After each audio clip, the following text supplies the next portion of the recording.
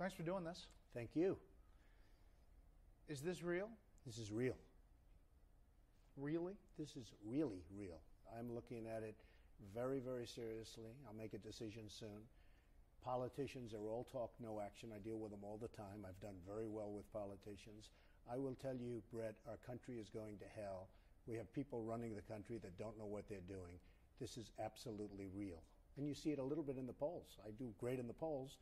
The one that just came out today, do great, beat most of them. And then they say, but he's not running. And I still do well in the polls. So let's see what happens. If I announce, it's going to be very interesting. People look at you and say, hey, listen, he's successful. He's got a lot of things going. He's on TV. Why do this? Why put yourself through this? Why put your family through this? A lot of people ask me that question. And my family, to a certain extent, asks me that question. We have a great life. I've built a great, great company. You've seen that when I did filings. You'll see even better if I do other filings. I mean, it's a phenomenal company. And this is really what the country needs. It needs a certain type of thinking. We owe $18 trillion. We're going to 21 trillion and ultimately 24, which is a magic word. You know, 24 trillion, that's the magic number. That's like the point of no return. And we're there very quickly. We're going to end up being another Greece, and maybe we're going to end up being another Detroit, because that's where our country is going. We need proper leadership. Well, let's talk about some issues, first of all. Immigration. Right. How do you deal with it? You got to stop the border. You got to clog up that border. You have to stop Mexico from sending everybody over here. People don't realize Mexico is not our friend. They have done a number on us like very few people have done. We have to build the wall. We have to stop people from coming in, and you have to stop it now. We can't afford it. The wrong people are coming. You have people coming that are gang members, that are murderers, that are killers, and you have some good people coming, certainly. But they're not sending their good people. I mean, just think of it, the country. They're not sending, oh, gee, let's send wonderful people. They're sending their bad apples, and we're getting a lot of bad apples. And you go along that border, and you see what's happening in terms of crime. You've got to clog up the border. We have to build a wall. Nobody can build a wall like Trump can build a wall, believe me. That's one thing everybody agrees on. What do you do with the 11 million plus here? Well, I believe in a merit system. It's very hard, and it's easy for me as a very conservative person to say everybody has to get out. But you know, from a human standpoint, that doesn't happen. But you know what? If they're bad, we throw them the hell out. And you have plenty of bad ones. In that 11 million group, you have a lot of bad ones. But you have some great ones. And I believe in the merit system. If somebody's done a great job and really done that wonderful job and had a productive period of time, you start letting them go through a system. But the bad ones, you get them out, and you get them out fast. And we have a lot of bad ones. National debt, you mentioned it. It's a huge issue. How do you tackle it? Well, you tackle it easily. China is destroying this country. Other countries are destroying this country with trade. What's going on with trade in this country is unbelievable. You have to stop it, because and it's all manipulation of currency. You know, we make better product than they make in China, but they manipulate their currency brilliantly, and they're taking away our jobs, they're taking away our manufacturing, and we have to bring it back. So we have to be strong on China, strong on trade. And how do you turn it around? I mean, obviously, a lot of politicians have talked about a lot of things. Some have talked about dealing with entitlements. Some have talked about a pro-growth agenda, but nothing seems to have turned it around. Bret, we have tremendous potential in this country. But every country that does business with us rips us, because we have people that are incompetent negotiators. I call Obama the 5 for 1. That's a typical negotiation. We have one traitor. We get him back, and we give 5 killers that are out now trying to kill everybody, including this country. And they were leaders. They were really the ones they wanted, those 5. That's called a trade. That's a bad trade. It's a terrible trade. Well, the trades on other countries, when we deal with China, when we deal with Brazil, when we deal with Mexico, when we deal with Japan, which is really starting to rear its head again, as you probably have seen and heard, and they're manipulating their currency very low. They're bringing it down. It's going to be very hard to compete. We have to have somebody that knows what they're doing. Politicians don't know. They don't understand. They don't have a clue. They talk. Now, I deal with politicians all my life. I've made a lot of money dealing with politicians. They're easy. They're all talk. They're no action. What they are great at is self-preservation. They keep their job. That's all they want to do, is keep their job. but they don't want to do good for the country. That I can tell you. Healthcare. What do you do about Obamacare? Got to repeal it. It's got to end. It's a disaster. And don't forget, Obamacare doesn't really kick in. The negative impact doesn't kick in until 16. So Obama said, not only with certain companies and certain groups of people like Congress as to getting Obamacare, he didn't want it during his administration. Very smart. One of the smarter things, frankly, that he's done. It kicks in 16. It's going to be a disaster. I believe in health care. You've got to take care of people. I have a big heart. I'm conservative with a very, very big heart. But Obamacare is a disaster. It's going to destroy the country. And it's bad, bad health care. It's horrible. So I would have a plan that would be a fabulous plan. But with all of that being said, you've got to take care of people. You have to repeal Obamacare. We have to come up with something much better and much less expensive, but at the same time better. Is it possible Yes. to get Congress on the same page with one thing? You have to get him in the room. You have to get him in the room. He doesn't talk to anybody. He writes executive orders because he can't get along with anybody. He doesn't talk to anybody. He doesn't even talk to the Democrats anymore. He's the executive order king. And then in 5 years, we'll find out whether or not it held up in the court system. No, we have a disaster in this country. We have a president who is either incompetent or has bad intentions. I personally think he doesn't have bad intentions. I think he's incompetent. A lot of people disagree with me on that. But we are in big, big trouble in this country. Foreign policy. You've been critical of the Iran negotiations and this framework of a deal. What would you do? Well, let's take a look at that deal. There's another one of our great negotiations, whether it's 5 for 1 or Iran. Just a little thing. We have 3 people over there, probably 4 or 5, but we have 3 people over there. You have the minister, you have a soldier. Wonderful people. They shouldn't be over there. Why doesn't he say, like, at the beginning, hey, fellas, you're dealing with Iran, right? Fellas, let them go. Let them go. Doesn't mean a thing to you. It's going to make us all look good. Going to make me look good. Going to make the country. You guys are going to. It's going to set off right. Let them go. It wasn't even mentioned during the negotiation. They didn't mention it. Now, is it that important? To me, it's important. But is it that in the overall? You know, when you're talking about nuclear, no. But it sets a great little example. Fellas, let them go. They shouldn't be there. Come on. They'll do it. If I said to them, let them go, they do it. They don't even ask. Now, if you look at what's gone on with the plan, it's a disaster. We're not getting rid of nuclear. In fact, I think what's going to happen is the world is now going to arm with nuclear because of this. This is a disaster for our country. And also, when you look at what happened, their negotiator goes back, and in the streets all over Iran, they're celebrating. And he's like a big hero. He's like Mickey Mantle just hit the big home run. The guy is being celebrated as a huge hero. They think they made a great deal. And you know what? They did. Nobody's celebrating over here because even the ones that are saying it's okay, it's sort of very mixed. And I actually thought that what he was doing was setting the stage not to do a deal. Because I really thought, you know, he'd look really tough and smart if he walked out. And I was predicting maybe he'll walk out. But they're not smart. They're not. I wrote the book, The Art of the Deal. #1 selling business book of all time, I think. Pretty close, right? Almost everybody read it. This is not the art of the deal. This is a bunch of checker players playing with grandmasters. You know, the Persians and the Iranians, they're very, very good negotiators. And we have people that don't have a clue. I mean, I like John Kerry. He's a nice person. He's not a negotiator. So it's very sad what's happening to the country. And I think, frankly, you just hit on it, the biggest issue facing the world is nuclear. And when people talk about global warming, in the meantime, you tell the people up in Boston about global warming where they have 12 feet of snow and can't get out of their house. When Obama says the biggest issue facing us is global warming, the biggest issue facing us is nuclear warming, because that's the real warming. And if we don't have tough, smart people that know how to deal, you're going to have a catastrophe like never in the history of the world before. So the biggest problem confronting this country is nuclear, and the fact is we have incompetent people representing us. So when the president says, well, what are you going to do? I mean, if you're not going to do this, are you going to go to war?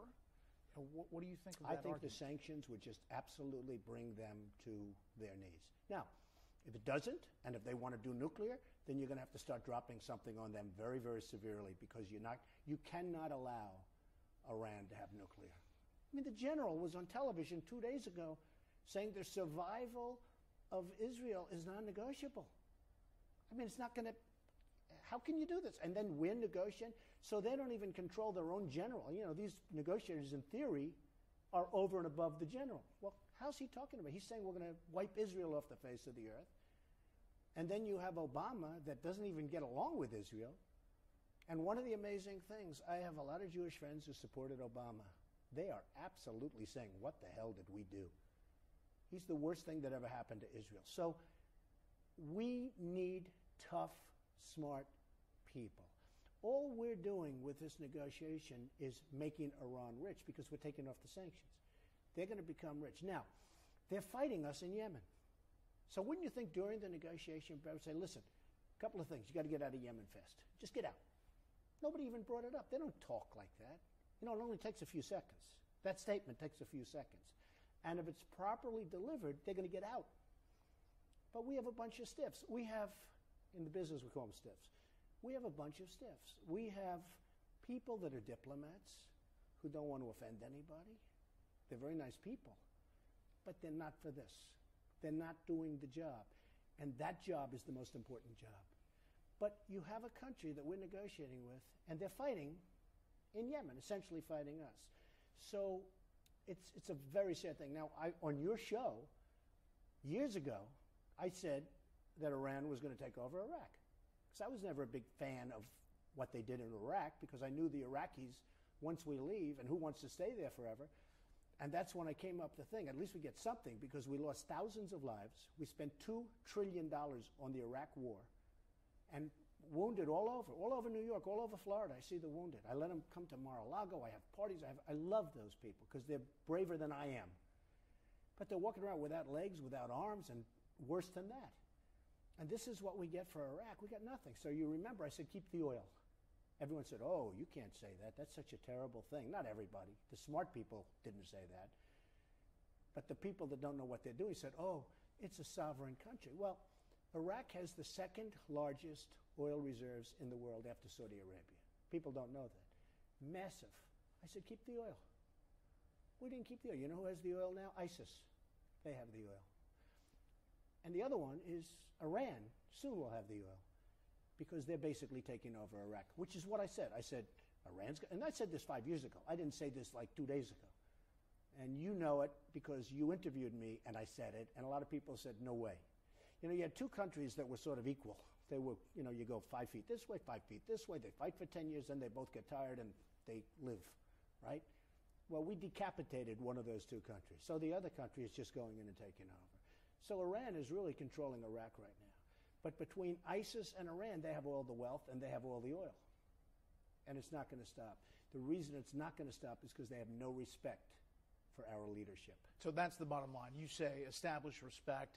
It affects Russia, Putin, negotiating, China, Mexico. That's your sense. Well, Russia, I mean, I was with Putin a year ago, and I will tell you, I think he's a guy that can be dealt with. But he doesn't like Obama. He doesn't respect Obama. And I believe he's somebody that can be dealt with. And if he can't, you do some heavy numbers on him and this and that, right? But I think that he is somebody that can actually be dealt with. I was over there. I owned the Miss Universe pageant. And we had tremendous success. It was in Moscow. And I got to meet many, many of the Russian leaders. And, hey, do you think they want war? They don't want war. Moscow was thriving. Now all of a sudden it's all messed up, and the relationship with this country is all messed up. But I met many of them because intelligently they all wanted to go and see the Miss Universe. So it was sort of easy to meet them, right? They all came into a room. But we could get along with people, but we need proper leadership, and we need great negotiators. We have bad negotiators. We have people that are, you know, gave a political contribution, and they get some job, and all of a sudden they're negotiating nuclear weapons. We need great negotiators. We need smart people. We don't have them right now. Let's go back domestically. Taxes. As President Trump, what would you do? I wouldn't raise taxes. If If anything, I'd lower taxes. And the reason is, there's going to be taxes. What I'm going to do is take back business from China, take back business from Vietnam, take back business from all these countries that are manufacturing. We're going to start manufacturing in this country. You know, in China, they make something, they sell it over here, no tax. We make something and sell it in China. Number one, you can't go through the red tape. It's almost impossible. Number two, there's a tax. A friend of mine was telling me the other day, he's in the manufacturing business. He makes something. He said, oh, the tax of China. I said, when we send, I said, what do you mean? They charge you? They're charging you like a big tax? He said, it's a massive tax. If we're selling into China, it's a massive tax. When they sell into us, it's nothing. Because we have people that don't know what they're doing. And it's unfair. And our companies can't compete with that. You just can't compete with it. So I guarantee you there won't be devaluations of their currency when I'm around and if I decide to do this and if I win. And our country will become great again, and our country will become rich again. Now, rich doesn't sound nice. People say, oh, that's a terrible thing to say, our country's going to be rich. Well, without being rich, we can't be great. And I'd be the only Republican that would say, I'm not going to cut Social Security. I'm going to make it stronger, but I'm not going to cut it. I'm not going to cut Medicare or Medicaid. I'm not going to cut it. Because I will take in so much money, and we will make this country so powerful and rich again, and therefore great, that you won't have to cut Social Security, Medicare, and Medicaid. No, we'll get rid of the fraud, which is massive, and we'll get rid of the waste. But you won't have to cut it. So I'll probably be the only one that says that. So will you put out a specific plan if you're going to run? Sure. A tax plan? Sure. Corporate I'll do taxes, personal? I'll do it. I mean, you have to sort of go by your wits a little bit when you're in there, and you have to negotiate. So you can put out a plan, but you want to negotiate with Congress. You want to get along with them. You want to actually bring them over to the White House, or I'll go to them. Like to save some money because the guards, you know, everything, when Obama, I'll give you an example. So 2 weeks ago, he goes to Hawaii. Goes to Hawaii. He takes Air Force One. His wife leaves almost at the same time. She takes another Boeing. So you have a Boeing 757, and you have a Boeing 747 going in the same direction almost at the identical time. Now you tell me, is that right? Is that right? They go out to do television shows in the same area, Burbank. I guess it was Burbank, California. They're landing at, I believe, the same airport. One leaves an hour or two early. You don't think maybe Mrs. Obama or the president could have said, you know what, let's sort of take one plane. You know the kind of millions and millions, and we're not talking about like for $5,000 more. We're talking about millions and millions of dollars. And that's what it is. One thing interesting, I talk about it and some people think, so I see the Chinese president and delegation is being honored at the White House during the Obama administration. And they have a third-rate tent sitting on the White House lawn. It looks terrible, not good for security. So I call up David Axelrod. I say, David, I will give you free of charge $100 million ballroom, and nobody builds them better than I build them. Mar-a-Lago, many of them. I'm building one right now on Pennsylvania Avenue that's going to be the talk of Washington, D.C., at the old post office site. I said, nobody builds better than I build. What I do best is build. I'm going to give you a $100 million ballroom. We can set up all sorts of commissions. You'll pick the look. You'll pick everything. We'll hire the 5 greatest architects, have each one of them come in with a plan so that everybody's happy, because it is the White House. But you need to have a ballroom. I will give it to you free, no charge. You pick it. We'll design it. It'll be fantastic. Never heard back from them. You did the same with the UN. I did the same with the UN. So the head of the Swedish delegation calls me up. He said, Mr. Trump, you just built a 90-story building across the street, and I read where it cost $325 million. We're spending $4 billion to renovate a much smaller building at the United Nations. Could I ask you, did I read that right? He says to me, did I read it? It cost $325. It's called Trump Tower. You know, it's another Trump building, a great building, a great building. It's called Trump World Tower, right opposite the United Nations. Magnificent, got all sorts. Herbert Muchamp of the New York Times, a great architectural critic, gave it rave reviews. Everybody loves it. Very successful. $325 million.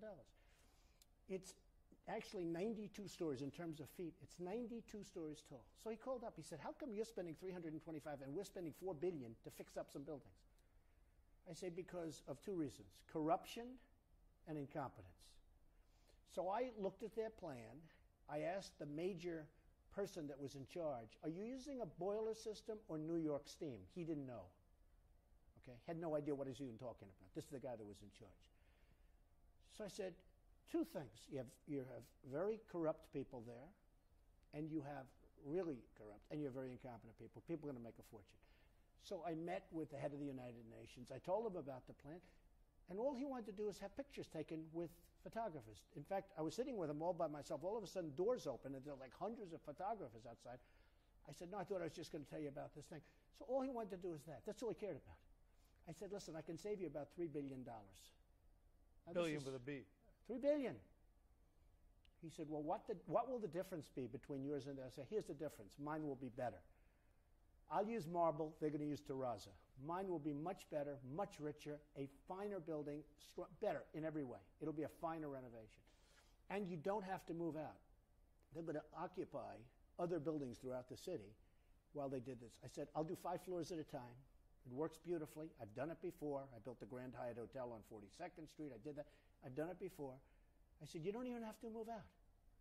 And you'll save $3 billion, $3.5 billion. And it's going to be a much better job and a much richer job. He said, oh, wow, thank you very much. Never heard from him.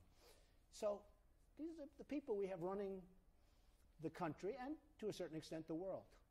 So you think that business experience can translate to the U.S. government? I don't think. I know. Of course it can. With heart.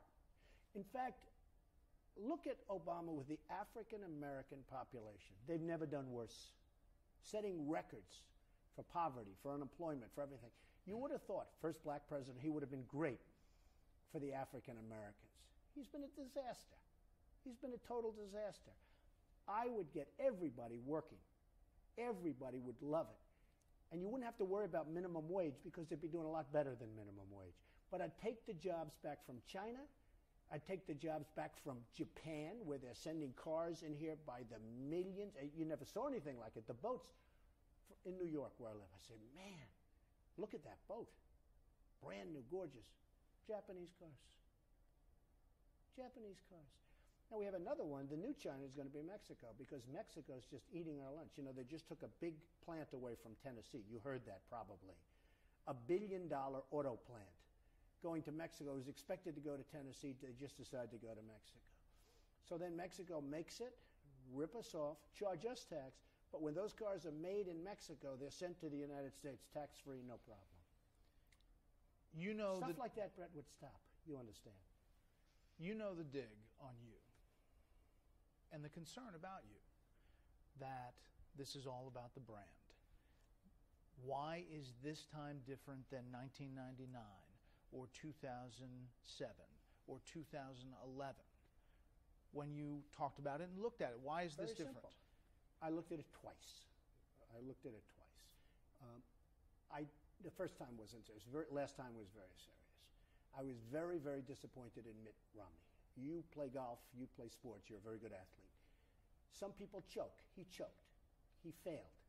He should have done great. He should have beaten Obama. That was a race that should have been beaten. I love what I'm doing. I love building. I love the tremendous success of The Apprentice. I love all the things I'm doing. I fix things. I took the old post office. Wait till you see it. In a year from now, it'll be the finest hotel in the country.